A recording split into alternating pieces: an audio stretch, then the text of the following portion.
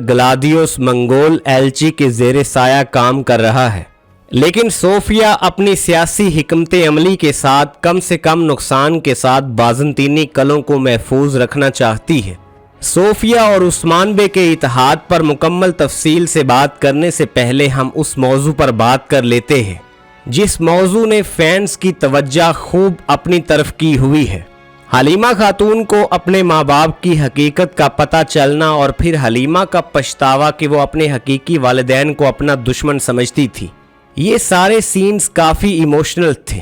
حلیمہ خاتون کے دل و دماغ میں یہ ڈر کہ وہ اپنے خاندان کا سامنا کیسے کر پائے گی، جبکہ وہ پہلے صوفیہ کی چالوں کی وجہ سے کئی بار اپنے ماں باپ پر حملے کر چکی ہے۔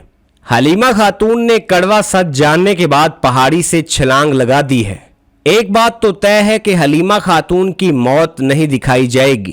حلیمہ خاتون کے پہاڑی سے گرنے کی وجہ سے بالا خاتون اور عثمان بے کے دل میں حلیمہ کے لیے محبت اور بھی جاگ جائے گی۔ اگر حلیمہ کی موت ہو چکی ہوتی تو ابھی تک صوفیہ کسی بھی صورت عثمان بے کے سامنے موجود نہ ہوتی، بلکہ بالا خاتون موقع پر ہی صوفیہ کو موت کے گھاٹ اتار دیتی، کیونکہ حلیمہ خاتون کو اس نہج تک پہنچانے والی کوئی اور نہیں بلکہ صوفیہ ہے۔ سالوں تک کس طرح حلیمہ خاتون کی معصومیت کو صوفیہ نے برباد کیا ہے۔ حلیمہ خاتون کو ابھی معمولی زخموں کی حالت میں بچا لیا جائے گا۔ عثمان بے اپنی بیٹی کو بچانے کے لیے فوراً چھلانگ لگائیں گے۔ حلیمہ ایک بہادر اور مضبوط خاتون ہے، اس لیے اسے آسانی سے بچا لیا جائے گا۔ ایک اور اہم نقطہ بھی یہ ثابت کرتا ہے کہ حلیمہ خاتون کی اس طرح موت کسی بھی صورت نہیں دکھائی جائے گی۔ رائٹر اتنی بڑی غلطی کبھی نہیں کر سکتا کہ عثمان غازی کی شہزادی کو بزدل دکھا کر اس کی خودکشی دکھائے۔ حلیمہ کو عثمان بے، اورحان بے اور بالا خاتون باحفاظت قبیلے لائیں گے اور وہ عثمان بے کے باقی بچوں کی طرح اپنی زندگی خوشی سے گزارے گی۔ عثمان بے کی مشکلات کسی بھی صورت تھمنے کا نام نہیں لے رہی۔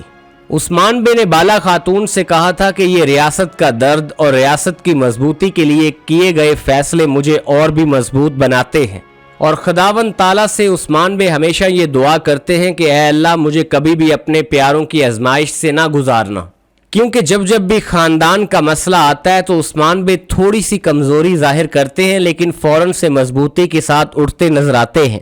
بہادر سے بہادر شخص بھی اپنی اولاد کی محبت کے سامنے گھٹنے ٹیک دیتا ہے۔ ابھی تو جیسا کہ ہم نے دیکھا ہے کہ عثمان بے کا پورا خاندان ہی مشکلات سے گھرا ہوا ہے۔ یوں تو سیریز کی کہانی کافی سست روی سے دکھائی جا رہی ہے، لیکن اس کہانی کی شاندار بات یہ ہے کہ عثمان بے کی زندگی کے ہر پہلو کو ہر طرح سے دکھایا جا رہا ہے۔ سلطنت کا قیام ہو یا سلطنت کے وجود کی لڑائی، یہ ایک دن کا کھیل نہیں تھا بلکہ سالوں تک عثمان بے کے آباء و اجداد اور ان کے شہزادوں کی کوششوں کا نتیجہ تھا۔ یہی وجہ ہے کہ آج بھی سلطنت کو سنہرے حروف میں تاریخ یاد رکھتی ہے۔ دوستو ویڈیو پسند آئے تو لائک کرنے کے ساتھ ساتھ ہمارے چینل کو ضرور سبسکرائب کر دیں تاکہ کورلش عثمان سیریز سے جڑی تمام اپڈیٹس بر وقت آپ کو اس چینل پر مل سکیں۔